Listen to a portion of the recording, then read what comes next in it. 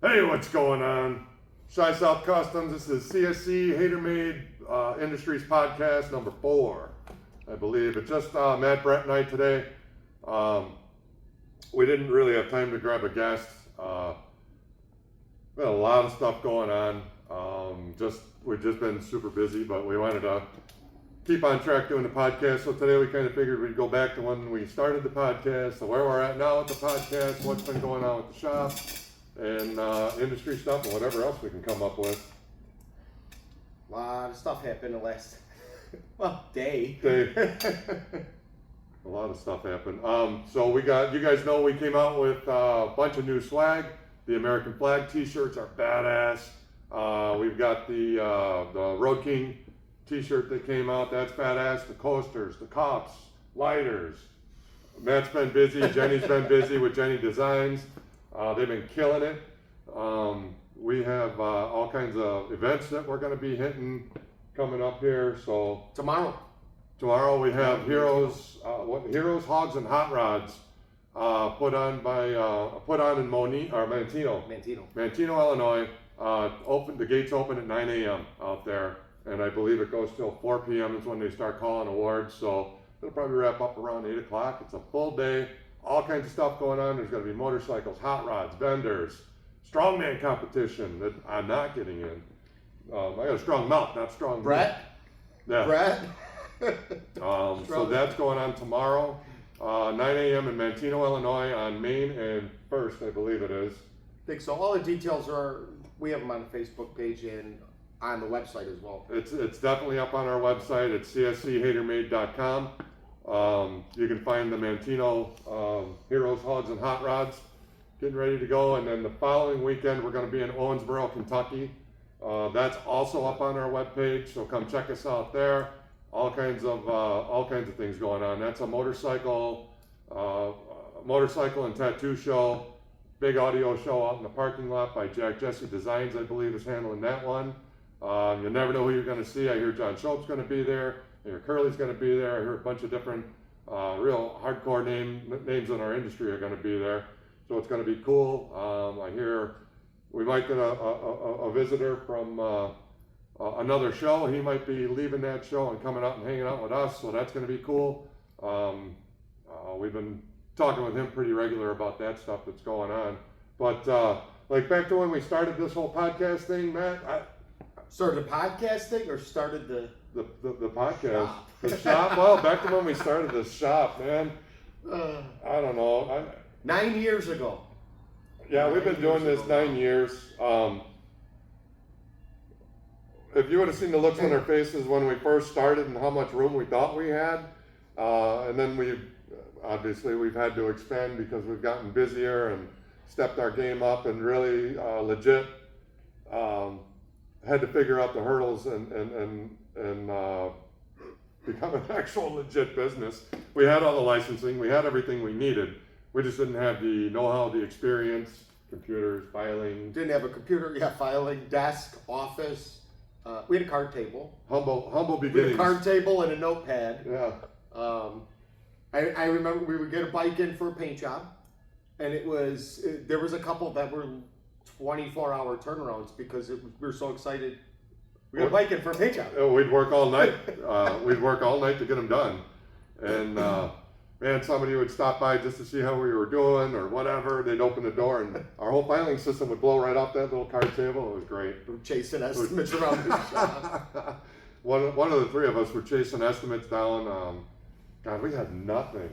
No, and we were doing the paint and mechanical on the same side, the same unit, which was always a fight.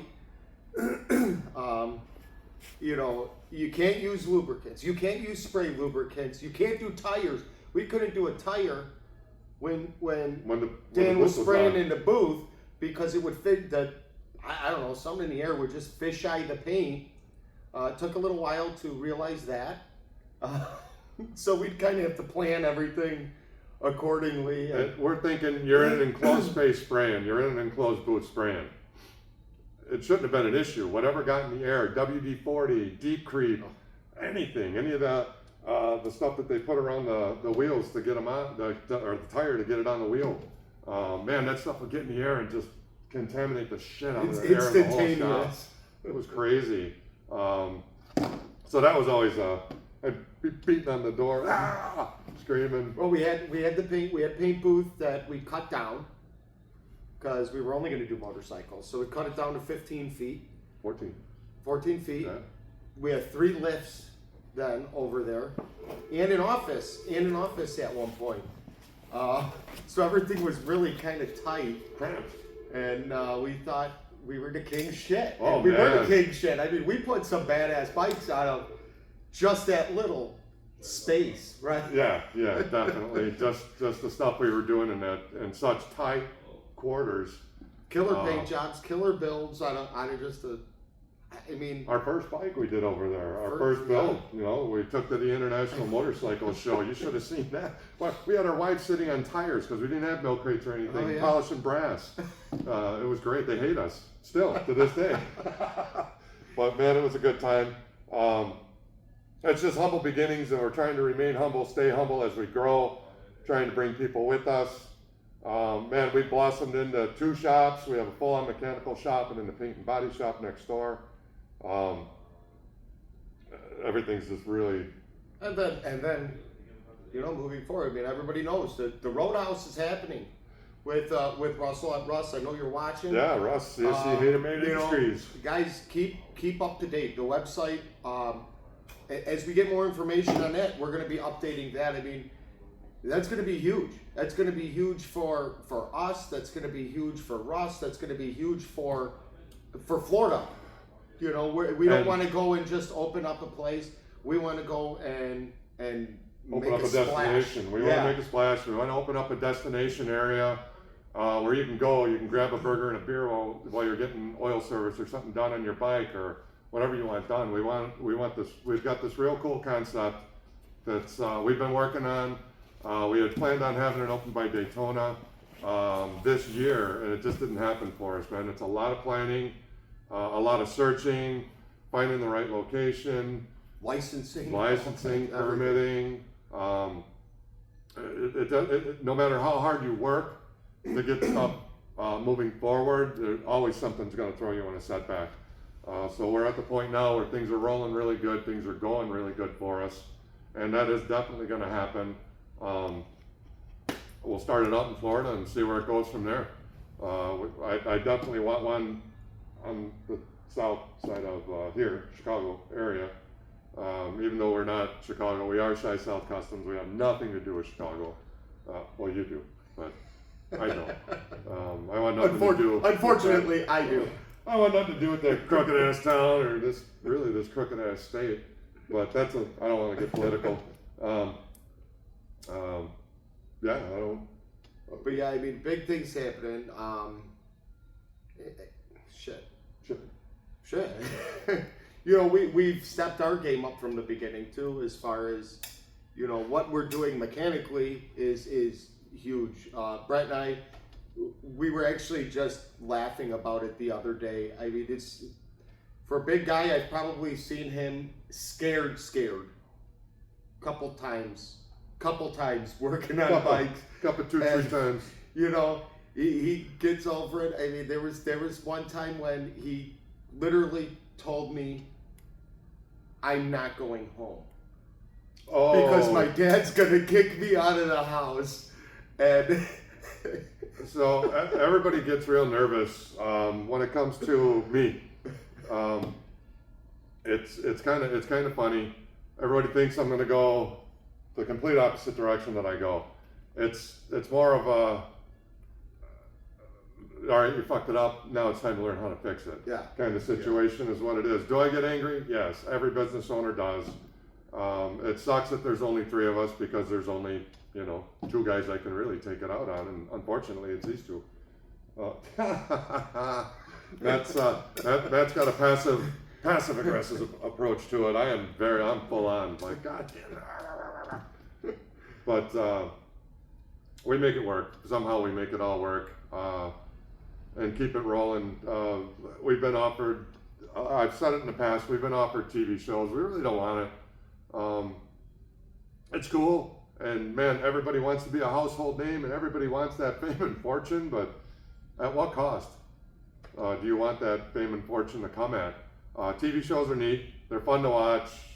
They're very misleading on how motorcycles get built, cars get built, anything. I mean, we talked to Nick from Explosive Customs. We had him on the podcast, and we talked about that very same thing, that they pull a car in and all of a sudden in an episode that whole thing is done. They don't tell you how long they had the vehicle. They just show from start they tore it down to right at the end of the show they're delivering that car. Same thing with motorcycles. From the start it's all torn down. At the end of the show it's gone. You watch for a half hour to an hour and they're building this shit and it's not realistic at all. Reality TV a lot of is it's not not done reality. right. I could tell you that a lot of those cars are not done right. A lot of bikes are not done right. They get it done for the episode, and then it comes back. Well, it yeah, comes it has back to to come back. actually get built. They have correctly. to cut corners for a budget, is what they do. And we've talked to guys. We know guys who have TV shows. We know guys that had TV shows. We know all this insider industry stuff on how they do it, and I don't know that we could. I don't think we could take the pressure of it all.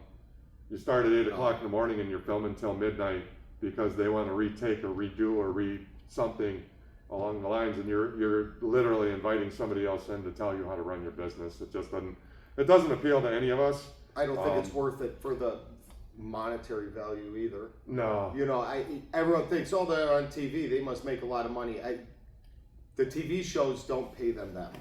I don't know what they make. I don't think know it's worth it. anything about it. I just know that they're doing it and they're having fun doing it, which is a big part. But if you talk to a lot of these guys, they'd rather not. I think part of it's know when to get out. Yeah. You know, if you do it for a year or two, and then or a season or two, and then get out. TV shows are fed off drama. I mean, everybody wants the drama. Any kind of TV show you want.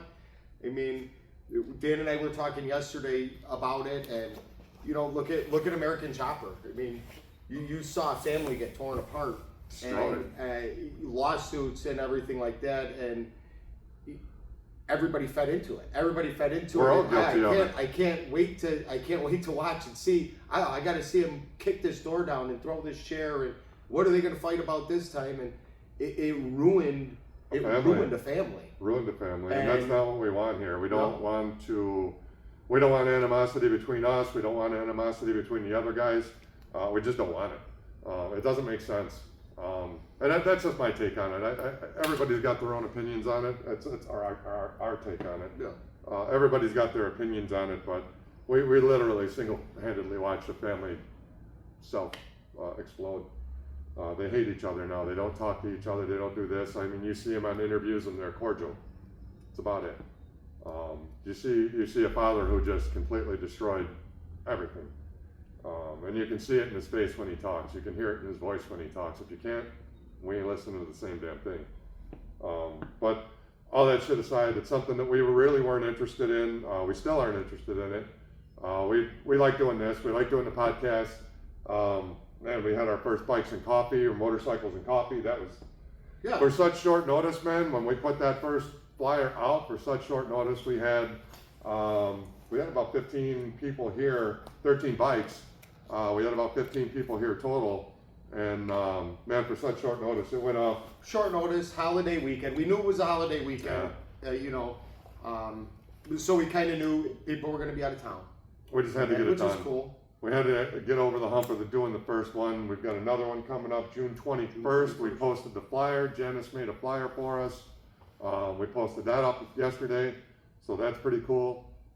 It's coming up June 21st. We actually have a destination this time. Last time was just we didn't know who thrown together. We didn't know who was going to show up or how to do it, so we just kept it local. But we did go. We took everybody to a local bar that nobody really knew about, and everybody really dug what we took them to. So we went to the Village Inn in Monier. It's a little pub that we went to, showed everybody what was up there. They got to check out the whole bar, the front bar, the back bar. There's a band area. The place is huge. And it looks small when you walk in until you get in there. So people were checking that out and wanting to add that as stops on their upcoming events that they're having. And then we took them just right across the street. Windy gravel road, sketchy as fuck, but when you get there, it was called the Crow and Calico is what it was called. Crow and Calico Tavern in Moni, Illinois. We rode over there. Man, there's goats running around. It's a huge property. It's a small tavern with windows that you could look in. They were making whiskey barrels. There was a guy playing like acoustic guitar sitting there. Just real cool vibe going on. There's water out there. There's all kinds of stuff that you can just really take in, and you don't really feel like you're in Moni. It's so quiet and set back off of everything. It's just a cool place to go and check out. So if you're out and about, check out the Village Bar or the Village Inn in Moni off of Route 50 and I believe Court Street. And then check out the Crow and Calico. Again, that's behind the 7-Eleven on Route 50. Windy gravel road to get to it. Again, just be careful. It's sketchy as fuck, but once you get there and it opens up, you're like, holy shit, this place is cool. So I know they've got an event September-ish. I believe they're going to do a God, what do you call that? Renaissance Fair out there, and they've got more land that they can open up for the Renaissance Fair, so they're looking to open that up and do that. So if you're into that kind of stuff, they're actually going to have one, and should be pretty cool.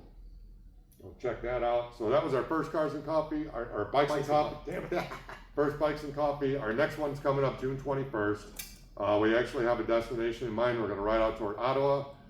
There's another event going on that we want to show up to. So we figured everybody who shows up here will ride out toward Ottawa. We'll take part of that event, and then we'll move on from there. Riding along and make it all happen. But it's some cool back roads that we take out there. A lot of guys have ridden them already. A lot of people just don't know about them that we're coming out. So we're going to show some people some new roads to go and take off on, and just stay out away from the highways. We all know Route 80 sucks. Full of potholes and just dangerous as fuck on a motorcycle. So the back roads to get out there, it takes you a little longer, but you see a hell of a lot more. Yeah. You see stuff that you wouldn't even, I don't know, you just see a side of Illinois off the highway that you just wouldn't know was there in some of these historic towns that we ride through. So it's pretty cool. Shop wise, we're busy. We could always be busier. We've got, I posted up a thing on bagger maintenance, just to let everybody know we do baggers too. So there's that. We're not just a one-stop chopper shop. We have the full mechanical shop for everything, baggers, choppers, bobbers, whatever. Going on, so I did post that up. Yeah, classics. We got a 60s flathead sitting up here right now, going through the complete motor, complete transmission, magneto, all that good stuff is going on that one. So anybody got any questions for us, let them rip in the comments, man. We're live on Facebook, and it will be posted to YouTube coming up. So what are you laughing at? Jay, you can't still say Bikes and Coffee. Still can't I can't do it. I don't know. Maybe you should do it Cars and Coffee. I wonder what you'd call it. Yeah, right. Yeah, Bikes and Coffee, you'd call it. That's true. I struggle with that. I struggle with a lot of things. Jay, you got to come to Bikes and Coffee. Yeah, get your bike done. Ride it in from Texas. It's a little bit of a trip. You can do it. Totally do it. So you got to leave. We'll have it on a Saturday. You leave on Thursday. You take it by Saturday. Yeah. 17 hours. You can do it. You should get like, I don't know, a couple hours out of a gas tank. Yeah. Yeah, you're fine. You can stretch out when you get here. What else? Everything. We're also, on top of everything, we produce our own parts now. We are kind of getting into the equipment game. So slowly but surely. We had an interesting meeting yesterday. You guys know that Lift King sponsors us.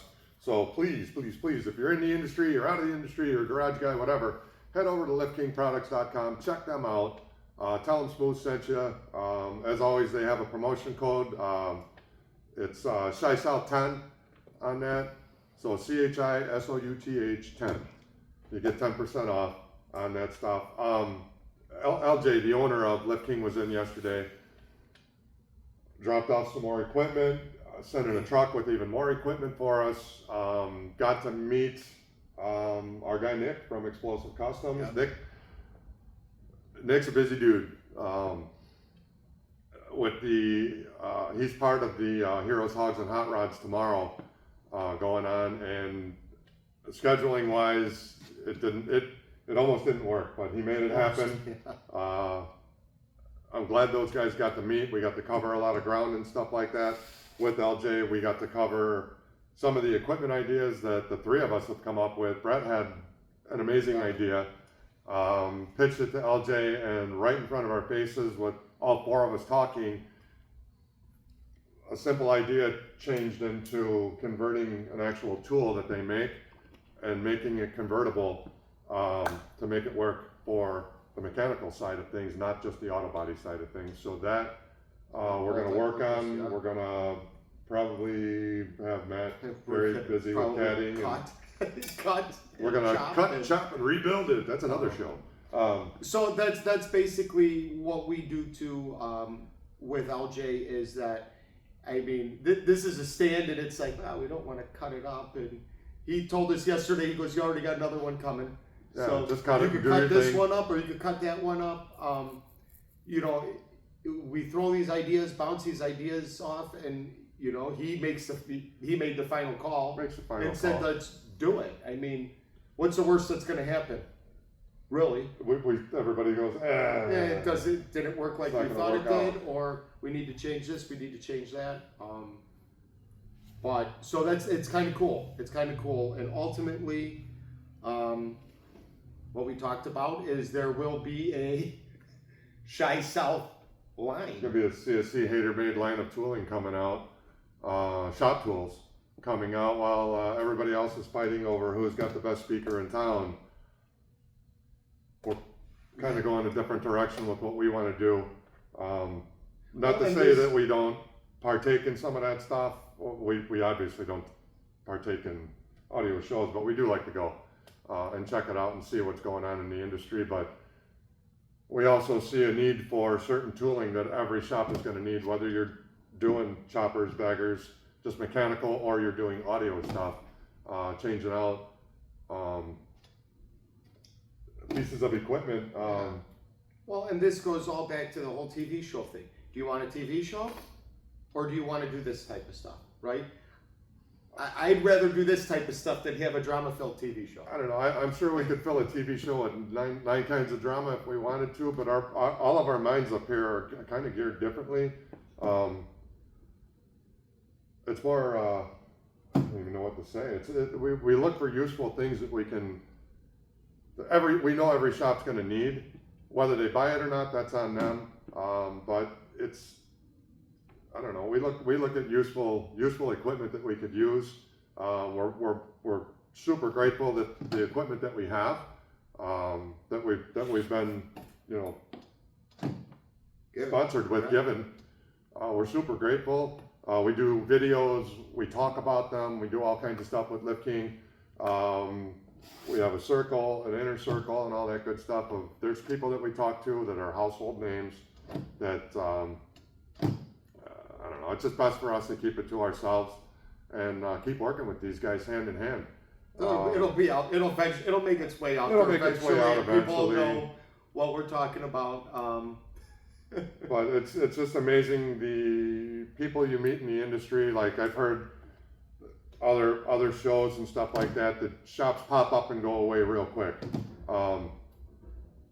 It's more, it's honestly just stay humble, man. Don't get cocky, just stay humble. There's no reason to go out and beat your fucking chest. There's enough work out there for everybody. You just have to, you have to find it. You have to put in the work to get the work. You can't say, I'm the fucking best, bring your shit to me. No, we work with a lot of other shops, a lot of other people. And we like it that way. Yeah. We don't have to sit there and eat steak while everybody else is eating crumbs. We all could eat steak. We all could sit at the table and eat steak. We share our work. We share our ideas. We invite other shops in to someone wants to steal ideas. Go for it. It's an idea. Honestly, it's an idea. You hear guys like patent pending, this, that, and the other. patents are a funny thing, and all you really have to do is change one little, like, I could change this lighter and make it my own. You know, it's stupid. Patents are silly, and I mean, I guess they're useful to a sense, but I don't know. We make some, or what we think is cool, other people might not like, but we think we make cool shit. That's just what it is. We make useful stuff. I know we pimp a lot of t-shirts and stuff like that, but I don't know, we're proud of our brand is what it is. So that's why we do that. Our brand changes, as you guys can see. I posted up t-shirt ideas. They were AI generated, because I don't have access to the program that Matt uses, but they were AI generated. Sometimes we take those AI generated images and we change them up. Then I get a direct message from a tattoo guy who's also an artist. He wants to do a hand-drawn, he wants to sit down with us and brainstorm a hand-drawn logo, t-shirt idea, this, that, and the other. And man, you get a bunch of creative minds together, it's hard to say what's going to happen. We got to try to not overcomplicate it, is what we have to do. And all the ideas that we throw out, it's crazy the way it all works and what our final product comes out to be. It's pretty cool. You've seen the Wounded Chopper, you've seen the Pinkster, you saw the Texas bike, and that's all years of ideas that have been just piled on top of each other, and we just pick bits and pieces and make it happen. The Wounded Chopper came together so fast. God, we look back at that and like, God damn, what the hell were we thinking? I still think it was funny. I think Brett was in, I think he was in Canada at the time, working, and I was trying to put the primary together and had no clue what I was doing. And he was in his hotel room, and I had him on FaceTime with the phone propped up on the next lift as he walked me through it. Yeah. How to put the primary together on that bike. It was funny as hell. It was a good time for sure. We sit back and laugh. We talk about this stuff all the time just to stay back to how we started, our roots and all that stuff. There's good, bad, and indifferent out there about us. We know that. It's like that with every shop that's out there. It doesn't matter who you are. There's animosity that comes along with it. I don't know. People have feelings, and that's about that. I don't. And it all goes back to people. It's the same people that wear the shirt that says, "I don't give a fuck about your feelings." Yeah, fuck your feelings. Okay. You care about yours. Let me tell you that. You're all up in them. And honestly, if you want to open a business, you want to start, do it. Do it. Do it. I mean, we said from the start, you know what? Win, lose, or draw, we're doing it. If we didn't do it, we'd always ask, why didn't we do it? We should have done it. You know, if we did it and we closed in a year, at least we could say we did it. We did it. You know? But we did it. But we did. Did you die? Yeah, exactly. No. Exactly. No, if anybody's thinking about starting, there are hurdles. I've covered this before. There's a lot of different hurdles that you have to jump, go through, unforeseen stuff that people don't tell you about.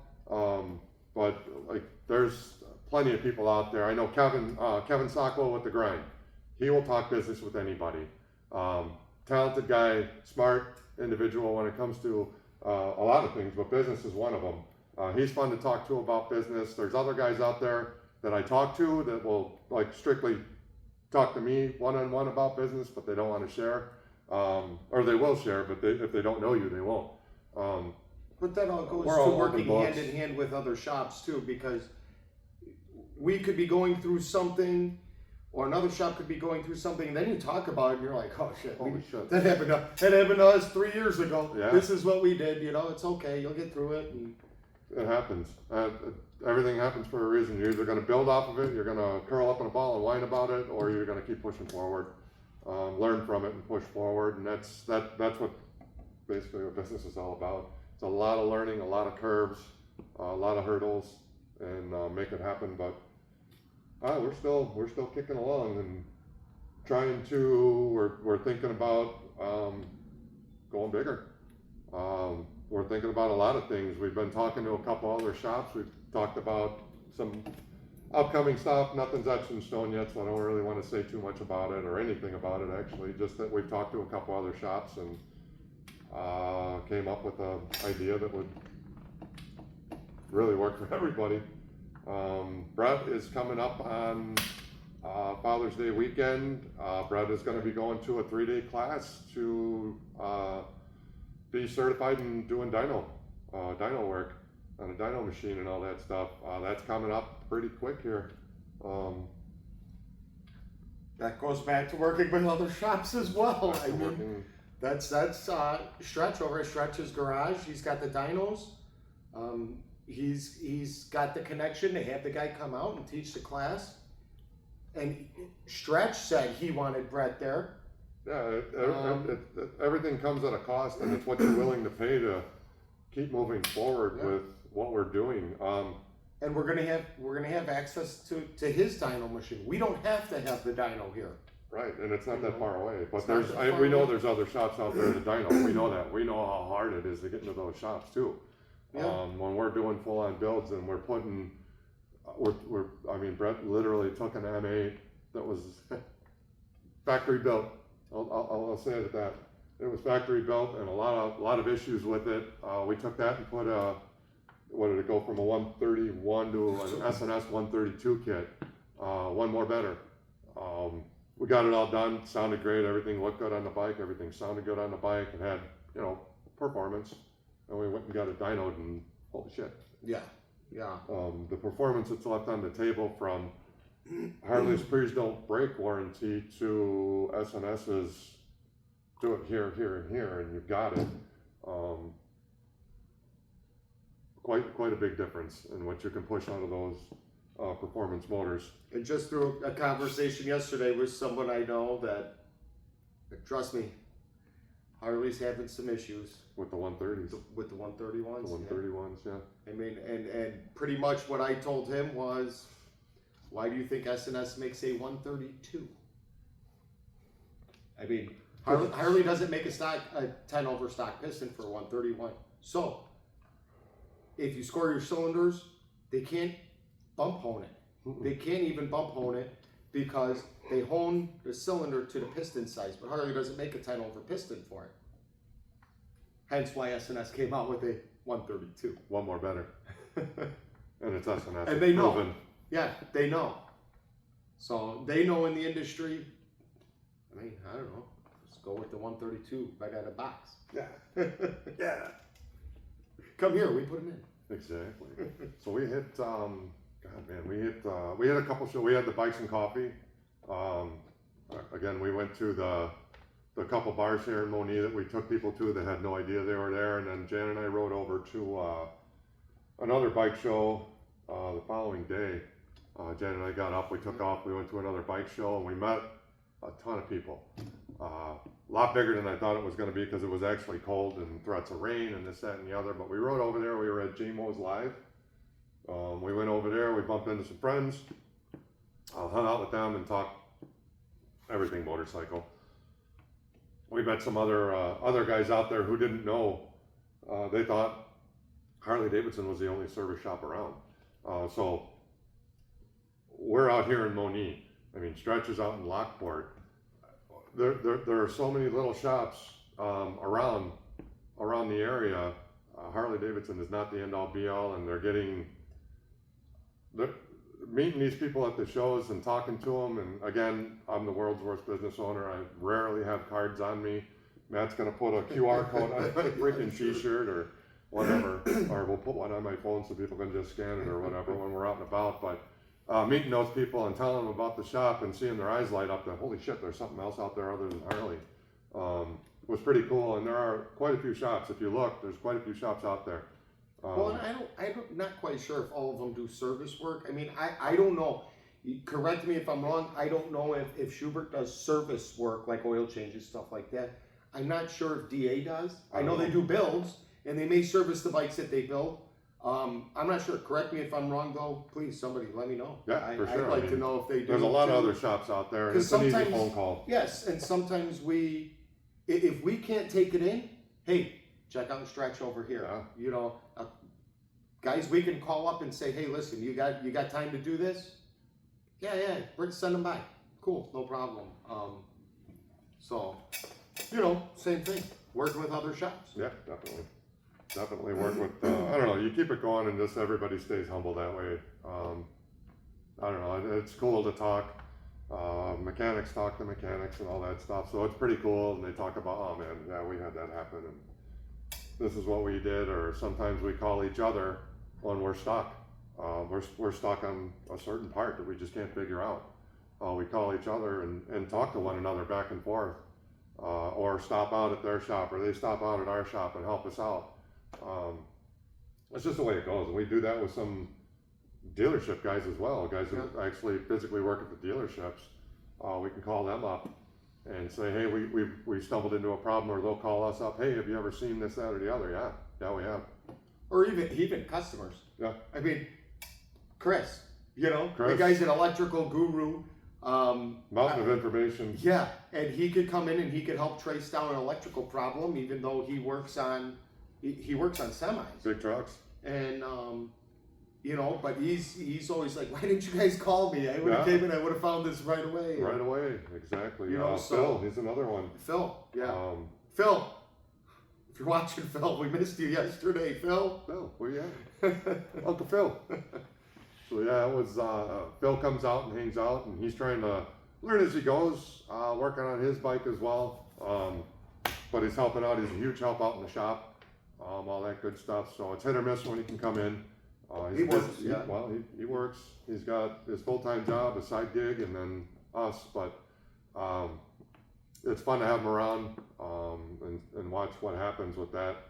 So we haven't had anybody really here like that before, other than John, when John was here. Pretty interesting stuff with that. We've had several faces come and go that were part of the crew and didn't want to be part of the crew, or were better than the crew, and it happens. Well, and we talk about there's hiring. agreements, disagreements, there's all kinds of stuff. We talk about hiring people. You guys see how we are on camera. We're pretty much like that all the time. We try and keep it lighthearted. Yes, things rise up, always do. We've had, and people that know us, they know we've had what, 3 people since we opened up. We've hired 3 people. Yeah. On a full-time basis, yeah, 3, 4 people. On a full-time basis, and I'm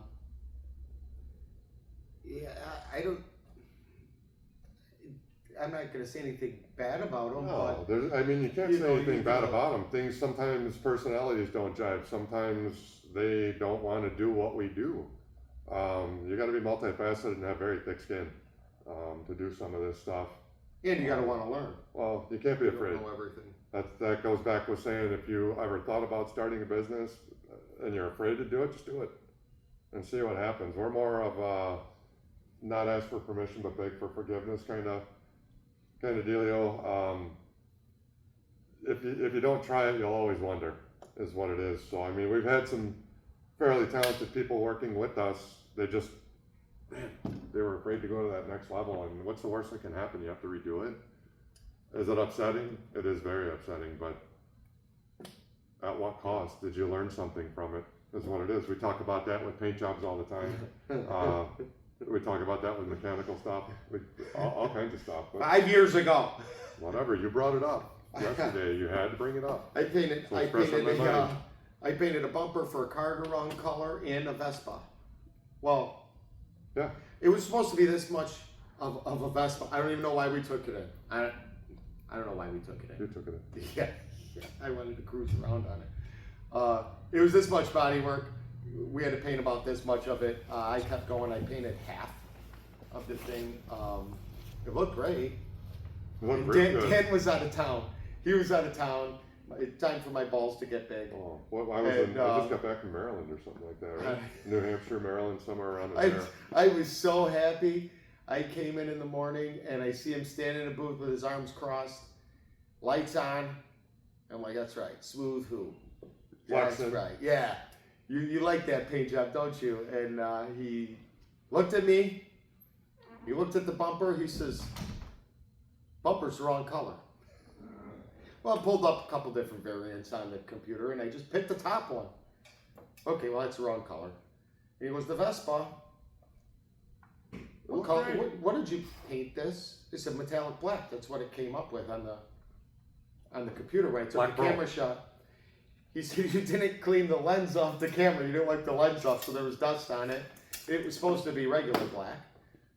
It did look a lot better. It looked great. And so I went from here down to here, and I'm like, here it comes. He's gonna flip the fuck out.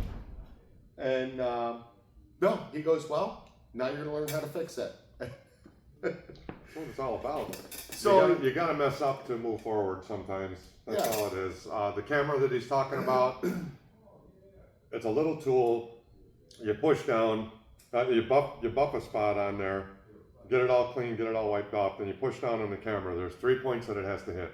You hit those 3 points, you push a button, it takes a photo. It tells you to turn it 80 degrees and take another photo. Sometimes it's 2, sometimes it's 4.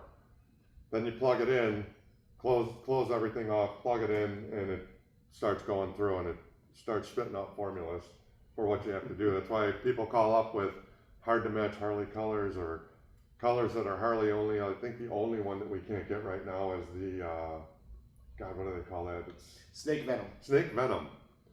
We know what it is. We know exactly what it is, but we can't get our hands on it. It kind of looks, to me, it looks like an oil slick, yeah. You know, because you got the blues, the purples, the greens in there. It's actually a really cool color.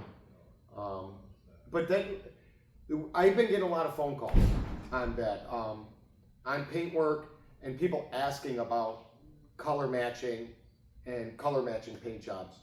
I got this purple, and there's no way you're gonna match it. People don't know. They don't know about the camera system that we have. It's a state-of-the-art camera, and it gets close.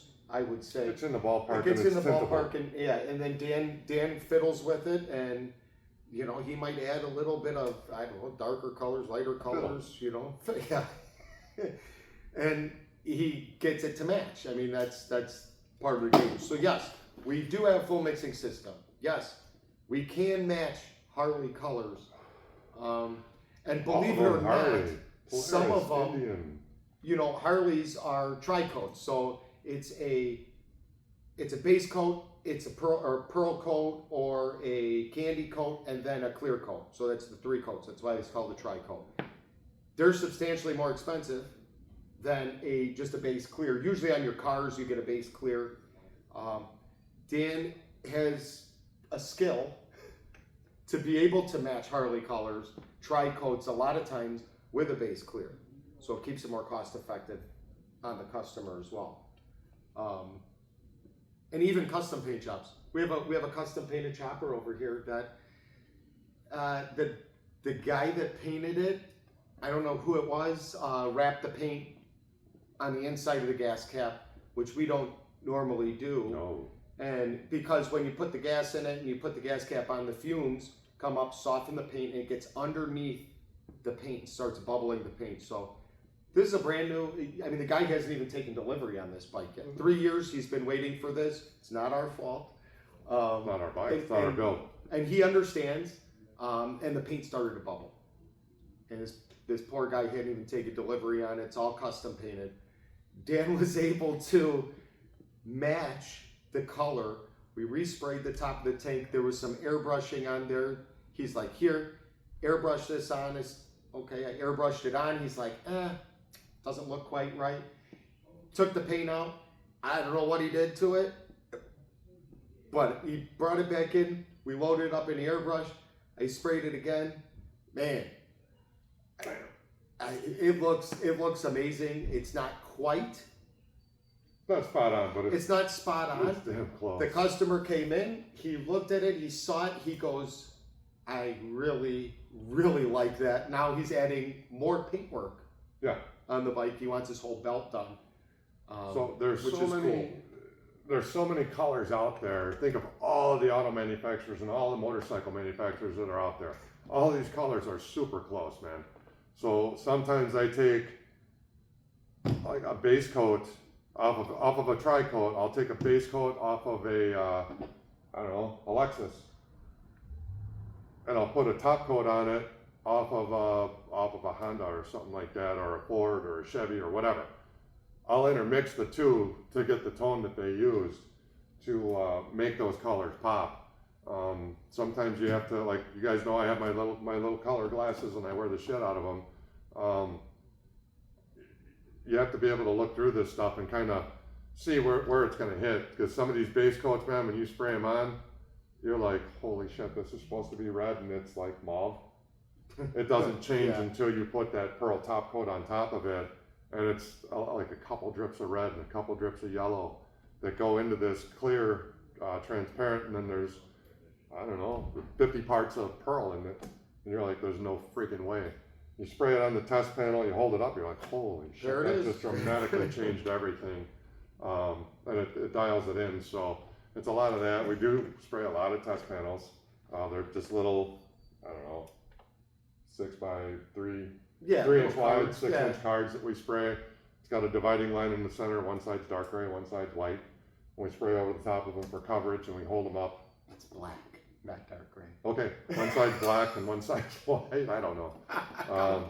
Colorblind. Yeah. It's but we do it for coverage and we do it for color match, 100%. Yeah. So some you can cover in 2 to 3 coats. Other ones not so much. Yellows are the worst. I hate yellow. I like it, but I can't red. See it. I can't see the red. I can't see yellow at all. I can't see red at all. Some of the oranges are very transparent and really tough to work with. I've called guys in other states. Savage Painter, I believe it's what it's called, Stephen Jones.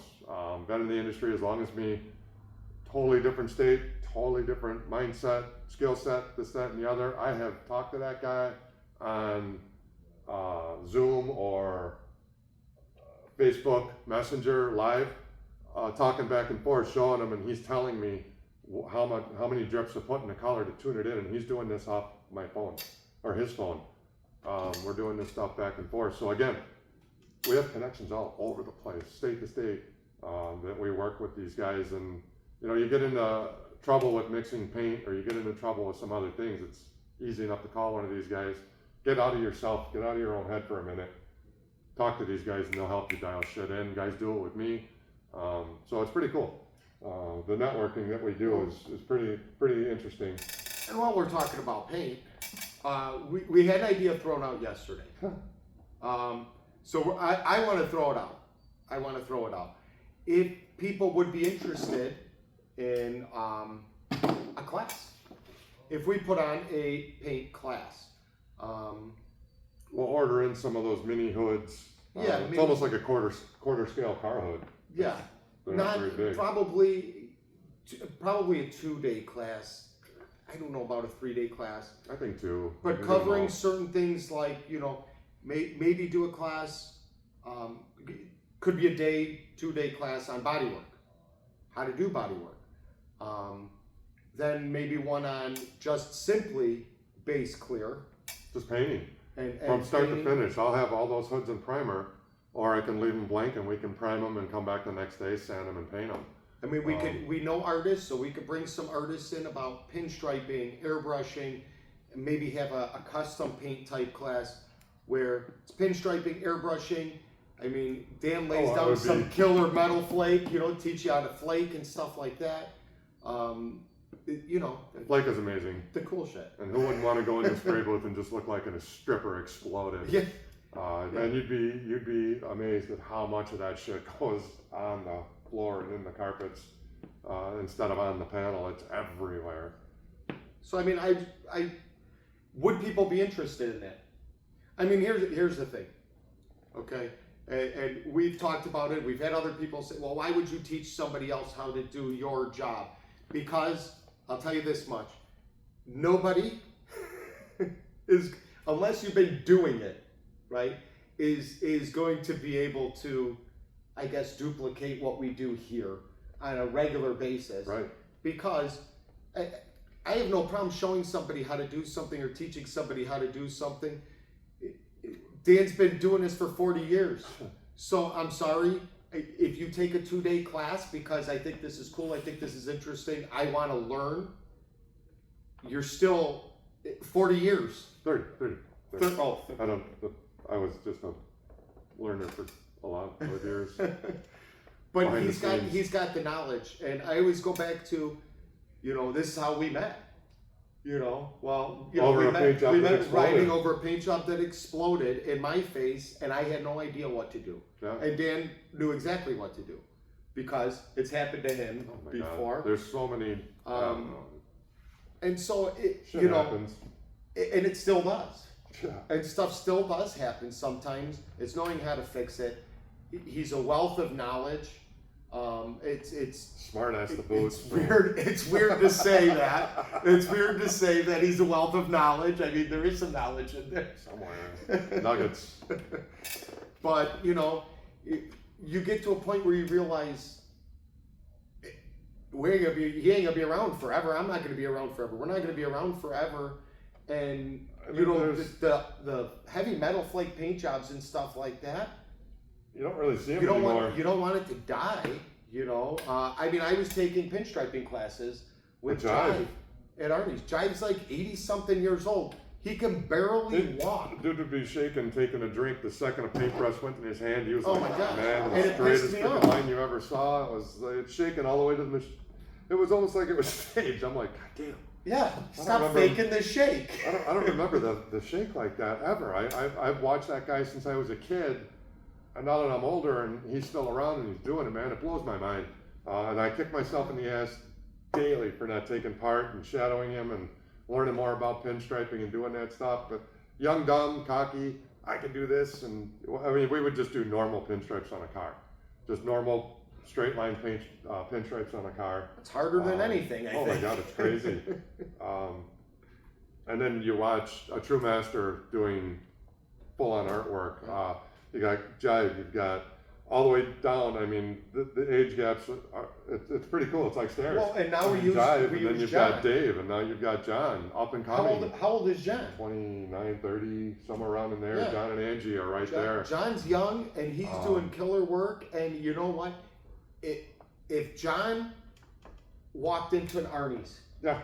and Jive was there, and these guys were there, they'd be like excited. Oh yeah. Because they don't want this art form to die. They'd rather impart their knowledge and see it grow.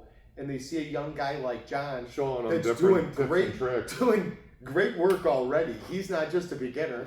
I think Dave is actually, famous Dave is doing classes up at Arnie's now, or it's going to be up and coming or something like that. I think Dave is going to do some stuff too. Another super talented guy.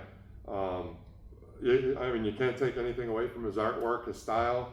You know it when you see it, if you've had anything done, and that's where all these other ones are starting to pop up.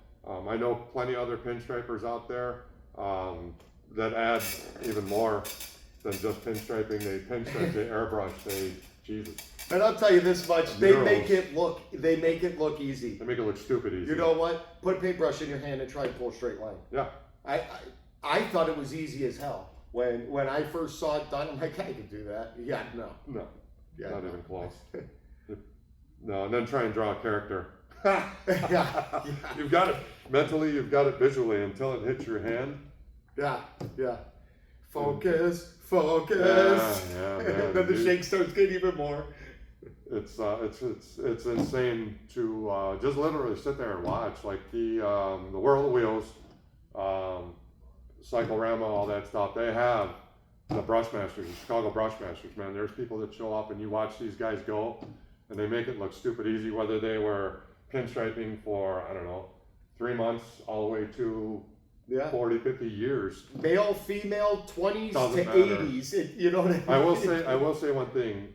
Female artists, female painters, anything to do with this stuff, if you ever thought about getting into painting or doing anything, you guys have a way softer touch than any of us do. There are some badass female artists out there and female painters out there that make the rest of us look like clowns, me included. They have a softer touch. They've got a way better color palette. The way the way it's approached is so much different than the way we approach. We're like rammy and clumsy. Pull it! Pull the trigger! Spring.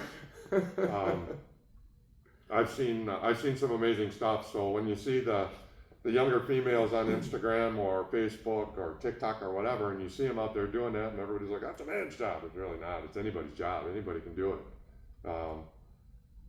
They will blow your ass away. They learn faster. Jesus.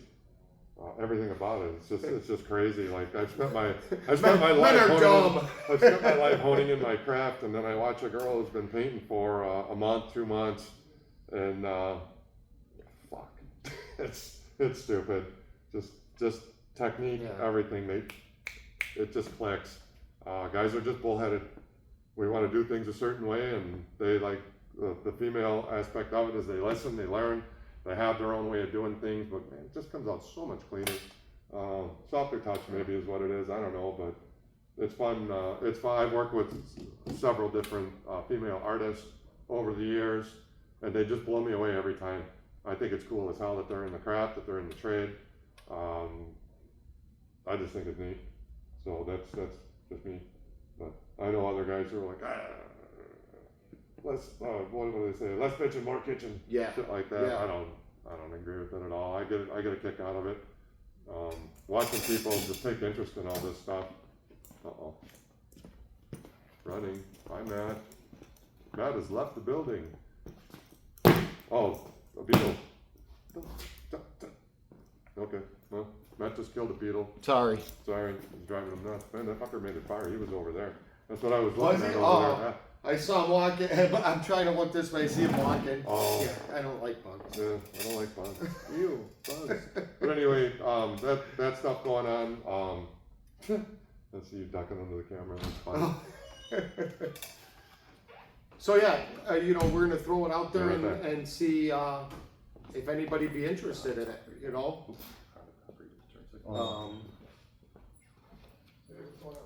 So yeah, just let us know. I guess everybody else left, so it's just me. So looks like it's my show now. What else? What else do we got going on? Bikes and coffee. Let's see. No specials really going right now. We're gonna work some specials up, some mechanical specials, some paint specials right now. We'll try and work something up within the next week or so and keep you guys updated on that. Get some more stuff in. I mean, we have a lot in right now, but we could always have more. We always like to stay busy. It keeps us out of trouble. So yeah. But yeah, let us know about the paint classes. And we could always go different ways with it. Paint classes, welding classes. Like I said, the artwork. Bring some of these guys in. Even if you're remotely interested in it, see what they do. You understand a lot more when you see these guys do their craft as to why it costs what it costs. Gold leafing, airbrushing, pinstriping. The list goes on. The guys take real pride in their work. Dan takes a lot of pride in his work.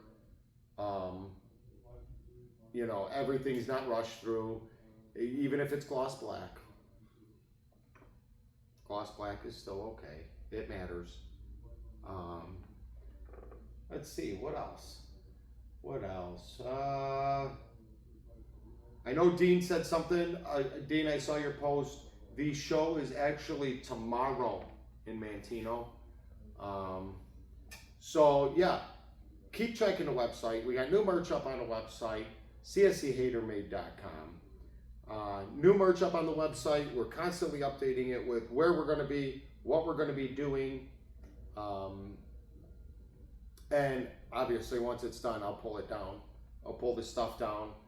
But yeah, I do have to put Bikes and Coffee. I'm going to put that as a reminder on there. Everyone's welcome. And Owensboro is going to be that's going to be a good show. That's going to be a good show for us. We're going to get out more. We're going to get out and do more shows. We just got to see which ones we're going to do.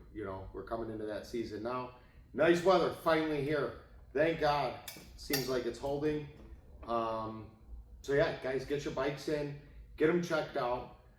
get them serviced. We do an inspection on every bike, even when we do service it. Check brake pads, stuff like that. Let's get them all ready for the season. Since this weather looks like it's holding, let's get them in and get them out. So I know now's not really the time for a paint job, but hey, there's guys that if you have another bike, you have a couple bikes, you want one painted, get one in for paint work. We will try and accommodate if it's your only bike and hey, I need this. We do understand it's nice how you want to ride, but you got to give us a little bit of time to work on that type of stuff. What else? Brett's bike. We got to get Brett's bike up and running. Brett had a little mishap with his bike, so we got to get his bike up and running for Bikes and Coffee. We got a busy day today. We got to get Brett's bike up. We got to get the Wounded Chopper up, out, washed, up and running again. That's going out to the show in Mantino tomorrow. Yeah, Dino's bike, the Finkster is going to be out there. That's got to get cleaned up and washed, even though he does a phenomenal job at cleaning his bike. Yes, Scott, yes, John is killing it right now. So, that being said, John is very, very busy. He's very, very talented. He's very, very busy. If you do want artwork done, you know, we'll throw down the base coat, we'll do all that stuff, and we'll get it to John as soon as possible.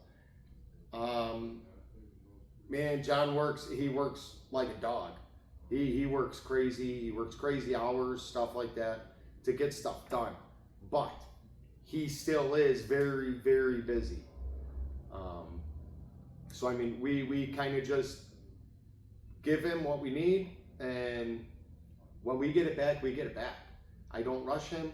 The worst thing you could ever do is rush an artist, because you're never going to get back what you really want if you rush him. So we let him take his time, things like that. What else? Powder coating. I got stuff out at powder coat to get put back together. Hopefully that stuff is done. We use a couple different powder coaters now, just to kind of keep things moving. We use one of, actually Nick turned us on to the guy. We use specialty, Coating Specialties, Bob over at Coating Specialties. We also use Powder Coat Creations, I think. I could be wrong. He's right next door to Nick though.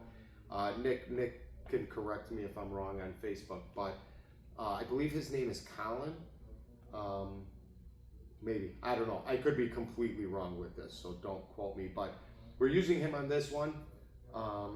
So hopefully we get that stuff picked back up for the front end for this bike, get it back together, get it back to the customer.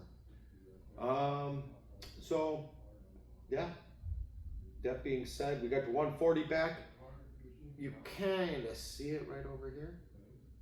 This is the Softail, the orange Softail with the 140 cubic inch motor in it, for our guy Jason. He called up in a panic. Bike won't start. He was freaking out. So we got it back here and just turned on. It was a battery terminal that was loose. So we got that all tightened up, put a new battery terminal on it. He's good to go. Get that sucker out. That thing is a monster.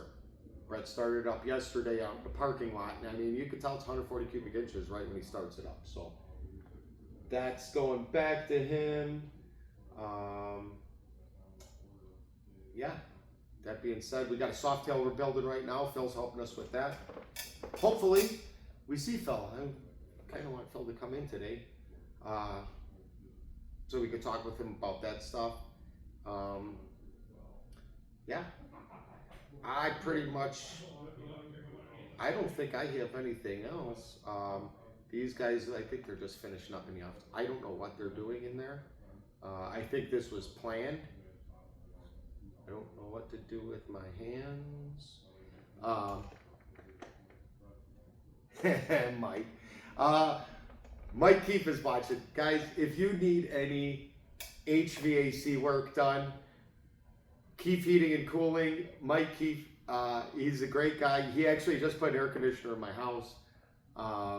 I wasn't even home. He came, he looked at it, told me what the problem was, told me, you know what, you're better off getting a whole new air conditioner. I says, okay. I set it up with him. He came the next day. He put an air conditioner in my house. I wasn't even home. He had to deal with my wife. He didn't even hit on it. So, I mean, what a good guy. So if you need any type of heating and AC work done, Mike Keefe is your guy. And he's pretty sarcastic with this stuff, but hey, easy, buddy. He's a good guy. They do work hard. They do a lot of good work. So, heating and AC, call Mike Keefe. LJ's watching now. LJ owns Lift King. Like we were talking about before, the Lift King stands. If you do any type of paint work, okay, the Lift King stands are the best. Any type of even mechanical work, the bed dolly. Dan did a video. They put the bed on and off of a dually pickup truck over at Nick, over at Explosive Customs. That thing, I mean, one guy lifts the whole truck bed up, wheel a bed. You can put a truck bed on, put it on and off the bed dolly cart to put it in a paint booth. His paint stands are just by far, I've never seen anything like it, especially for motorcycles. They're phenomenal. They're phenomenal stands for motorcycles. No complaints with it. They have more of a all-around type hanging rack. Phenomenal. Everything breaks down, so you don't have to have it up all the time. You could break it all down, and it takes up very minimal space. We're working on him with some other designs for some other equipment and shop type stuff. So, you know, keep an eye out for that. They ship all over the place. But yeah, real phenomenal stuff. Anything that you see, if we post anything, Dan usually mentions it. If he doesn't, if it's a blue stand that's in the paint booth, it's a Lift King stand. I think you can still see some of the blue on it now with the overspray and things like that. But they're all Lift King stands, phenomenal, great product. Here's the one thing, you don't have to worry about parts falling off. If you're moving them around, you put the parts on the stand and you're moving the stand around, they will not fall off unless you physically push them off. So I was nervous about that, but no, they're great. They're great stands. I think we're good. I don't know. You guys just left me. Now you're back. I was like, didn't know what to do with my hands. I don't know what to do with my hands. Brett finally came back. No one can see him. He's behind the camera there. Fuck yeah. He finally came back. Thank you. I was scared. So Feeling lonely? I think that's it for now. So, you know, as always, Yep. like, share, keep on watching, keep on pipping. Shy South Customs. Later.